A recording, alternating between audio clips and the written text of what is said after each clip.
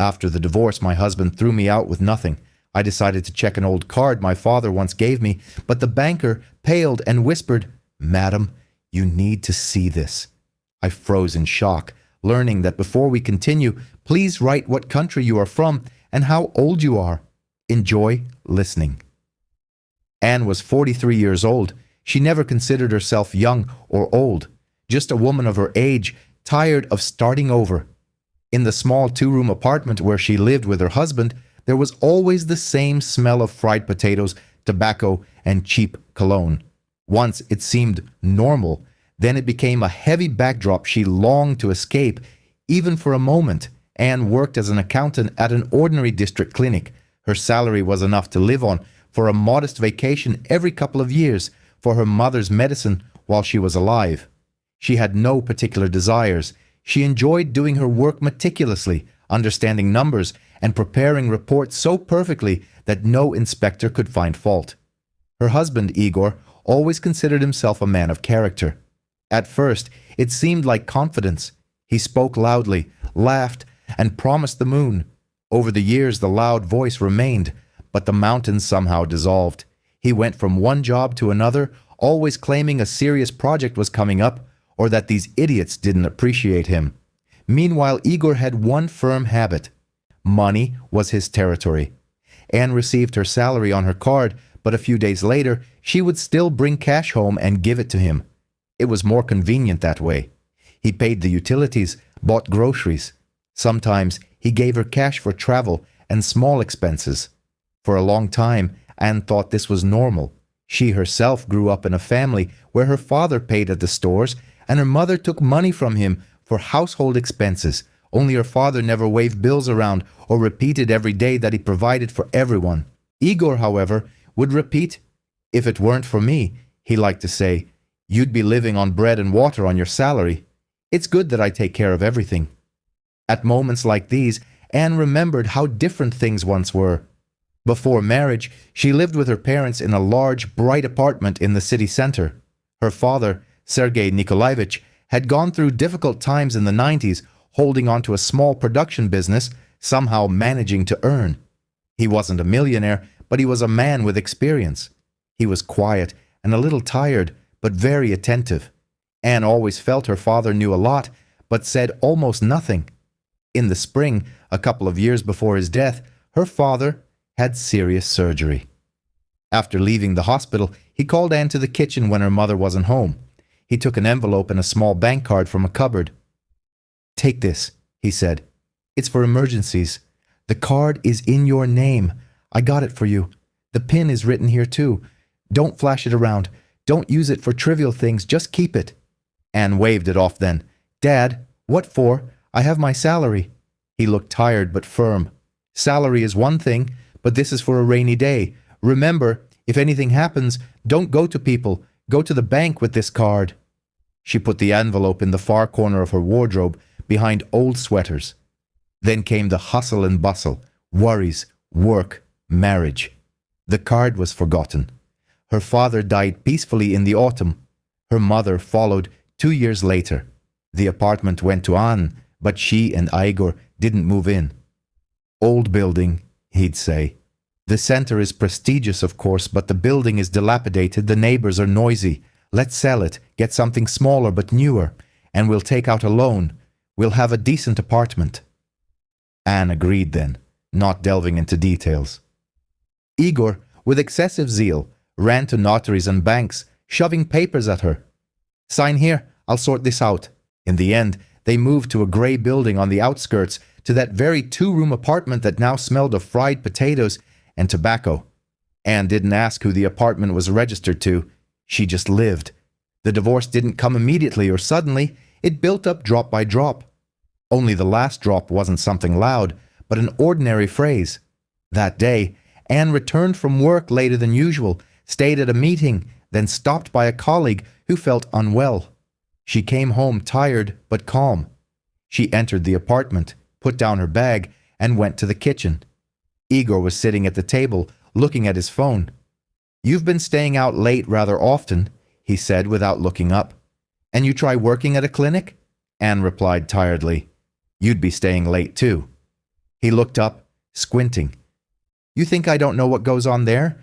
Women gossiping, drinking tea, don't feed me fairy tales. The argument could have ended as usual, with a few harsh words and silence, but this time, Igor continued. All right, enough. So, here's the deal. We're filing for divorce tomorrow. Anne thought she misheard. Filing for what? The direct meaning, he shrugged. I'm tired of living with you. Just constant whining. No joy, no benefit. And besides, he grumbled, there's another woman. Not your concern. Anyway, pack your things and leave quietly. We'll split amicably. If you start making demands, you'll leave. Well, you know how. The words hit, not like thunder, but like a blunt object. Anne was silent, listening to herself. Emptiness. No tears, no screams. And where do you think I'm supposed to go? She asked quietly. Where are you going to kick me out to? Igor smirked. I don't care. To a friend's? To a neighbor's? I bought the apartment. I pay for it. I'm not going to leave my apartment to you. What do you mean, my? For the first time in a long time, Anne felt something akin to anger rising within her. But we bought it together. Sold my parents' place. Then he leaned back in his chair. Your parents' place is long gone. The documents for this one are with me. You signed everything yourself, remember? There was nothing to say. She remembered those papers at the notary's, the running around, his phrase, yes, everything here is standard. 3 weeks later, she was indeed standing on the landing with one bag. Inside were 2 dresses, a few blouses, an old blanket, and a couple of her mother's photos, which she had managed to discreetly remove from their frames. The door slammed shut behind her. Anne walked down the stairs and went outside. It was damp, and a nasty fine snow was falling. She stood by the entrance for a long time, looking at the familiar windows where half an hour earlier a tea mug had sat on the table.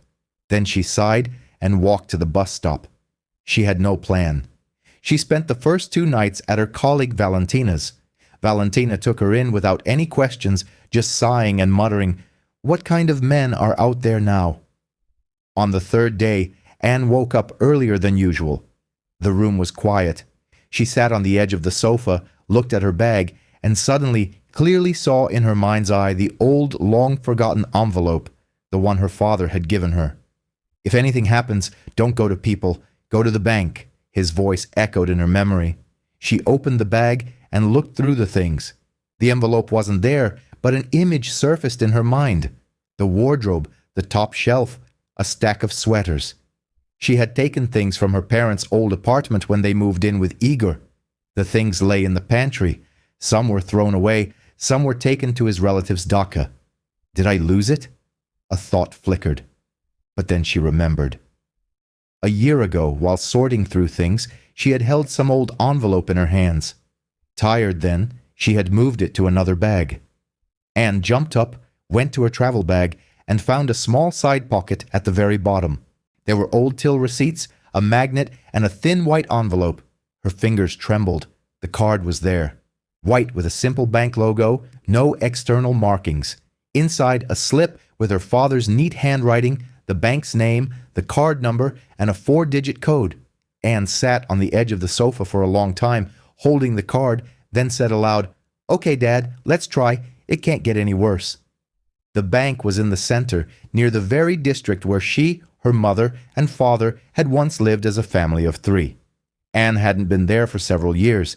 Everything seemed both familiar and alien. The bank branch greeted her with glass doors, metallic gleam, and the quiet hum of voices. She took a ticket for the electronic queue and sat on a chair by the wall.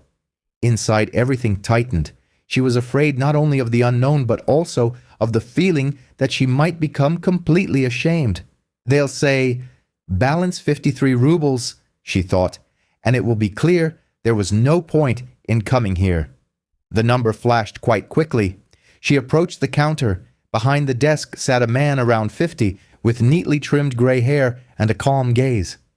The nameplate read, Lev Lvovich, Chief Specialist. "Hello," Anne said quietly. "I have an old card. I want to know if it's still valid and what's on it." She slid the card through the window. Lev Lvovich took it, looked at it carefully, turned it over, then looked up. "Identification document, please." Anne handed over her passport. He found the correct page himself, compared the data, then began typing something into the computer. As he typed, Anne felt cold shivers running down her spine. It was awkward to admit how many years it had been since she had used the card. She felt he would look at her the way people had been looking at her lately, like someone who understood nothing about her own affairs. But suddenly, the banker's features changed. He frowned, leaned closer to the screen, checked the passport again, then the card, clicked the mouse, and opened another window. His face turned pale. Anne thought, maybe the card was blocked, or there was some debt. He stood up. "Ekaterina." He glanced around but immediately corrected himself. "Forgive me, Anna Sergeyevna." "Yes," she nodded. "Could you please go into that office?" He pointed to a door with a sign that read, "Consultation." "I need to discuss something with you." Her heart gave a dull thump. "Is something wrong?" Anne asked quietly. "On the contrary," he replied unexpectedly gently, "but I wouldn't want to talk about it here, through the window." He got up from his desk, returned her passport and card, and invited her into a small office next door. There were only 2 chairs, a desk, and a computer. On the wall was a calendar with a picture of a forest. He closed the door, sat opposite her, and looked at Anne intently, as if trying to recall something. "Tell me, please," he began. "Are you the daughter of Sergei Nikolaevich?"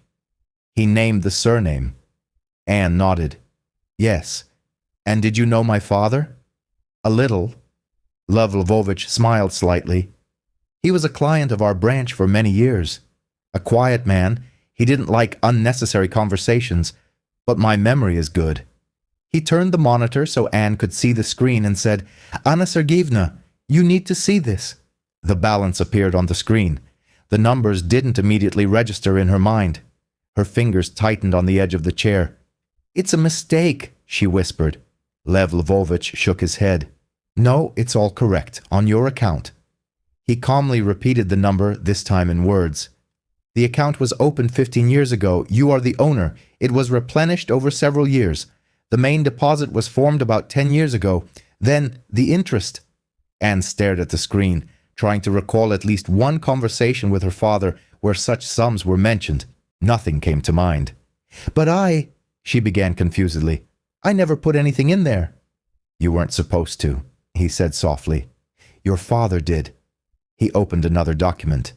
"In addition," Lev Lvovich continued, "we have an envelope in our safe deposit box in your name. There's a note. To be opened in the presence of the account holder upon first request." He stood up. "If you wish, I'll bring it now." Anne merely nodded. Her voice was gone. While he was out, she sat motionless. Fragments of her past life flashed through her mind. How her father stayed late at work, how he came home late, sat on a stool by the window, and was silent for a long time, looking into the darkness. How he sometimes said, "Don't worry, my dear. Things won't be that bad." He didn't have anything like that, she thought. Just an ordinary person, an ordinary life. Lev Lvovich returned with a thick envelope. It had a neat inscription. "To Anna Sergeyevna, from her father." "Would you like me to step out?" he asked, "or open it in front of me?" Anne thought about it and asked him to stay. She was afraid to sit alone.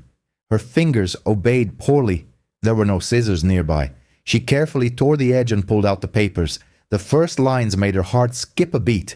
It was her father's application to the bank, dated 10 years ago. It stated that he was opening a deposit in his daughter's name, which she could manage at any time. Next lay a letter, handwritten.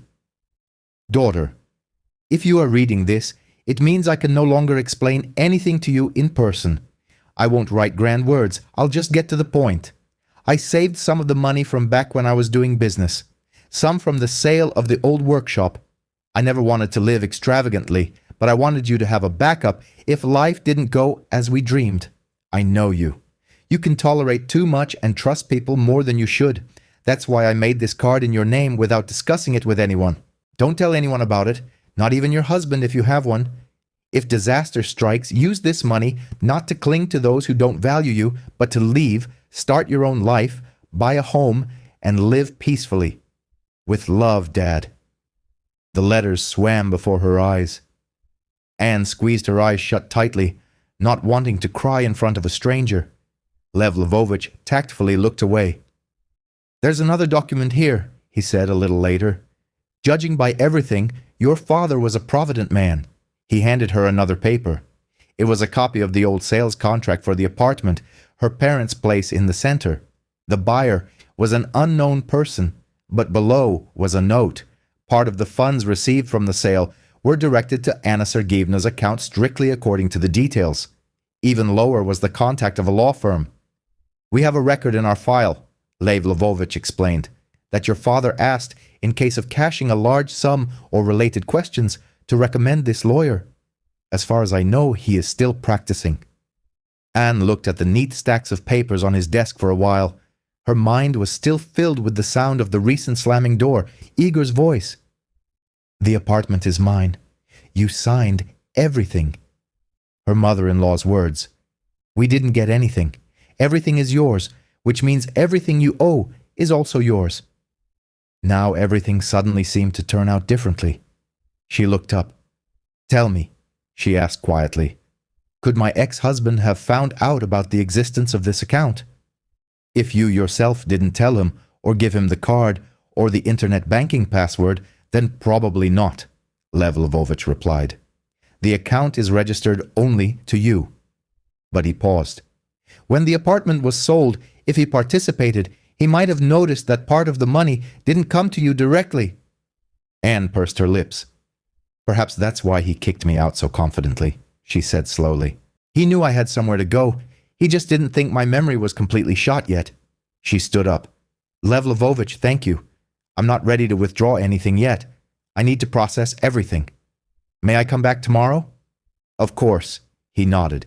"The account is yours. The money is yours. It's not going anywhere. I'll just say one thing, as an outsider. Don't rush to give anyone access. As you've understood, not everyone around us genuinely rejoices for us." For the first time in several days, she smiled, tiredly, but genuinely. "Don't worry, I'm unlikely to trust anyone with anything right now, at least not the key to the mailbox." That evening, Anne sat on Valentina's sofa and stared blankly ahead. Her friend brought tea, sandwiches, and placed them on the table, but didn't pry with questions. "Well," she finally asked, "is everything that bad?" Anne sighed. "Everything's so good that I'm starting to get nervous tics." And she told her. Not about the sums, not about the numbers, just about her father's card, the letter, about the banker with kind eyes. Valentina shook her head. "Wow, your father is amazing, just like in a movie." "He was always different," Anne said quietly. "I just kept thinking, we're living an ordinary life. Nothing special. But it turns out he thought a lot about things." Her friend paused, then asked cautiously, "And what will you do with the money?" Anne looked out the window. Rare snowflakes were falling slowly, illuminated by the lamppost. "For starters, I'll stop considering myself thrown out onto the street," she replied. "Then I'll find the lawyer my father indicated. I'll find out what can be done about the apartment where I was so easily pushed out, and after that maybe I'll buy myself a small house, but my own." A couple of days later, she went to the law firm mentioned in the documents.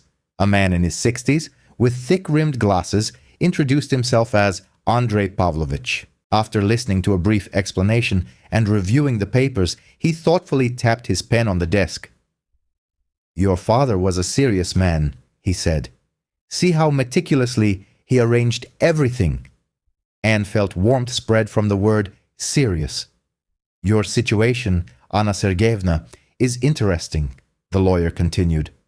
"Regarding the apartment where you no longer live, you say that when you sold your parents' place, you participated in the oformlenie of the new one, but you don't quite remember signing everything." Anne clenched her fingers in stress. "My parents died. The move, work. My husband handled everything, saying I wouldn't manage without him." I understand, he nodded. I will ask you to sign a power of attorney to obtain copies of the documents for your current former apartment. Then I can definitively tell you who it's registered to. But even if everything is in his name, the fact of selling your parents' apartment and directing a significant sum to your personal account can play a role, although you are already not at rock bottom. Anne looked at the neat stacks of papers on his desk. I don't want revenge, she said calmly.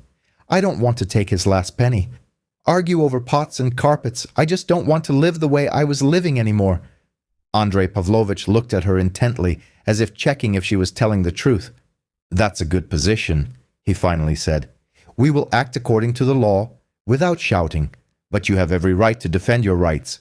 And your father, it seems, intended exactly that. A month later, she had all the answers. The apartment was indeed registered only to Igor.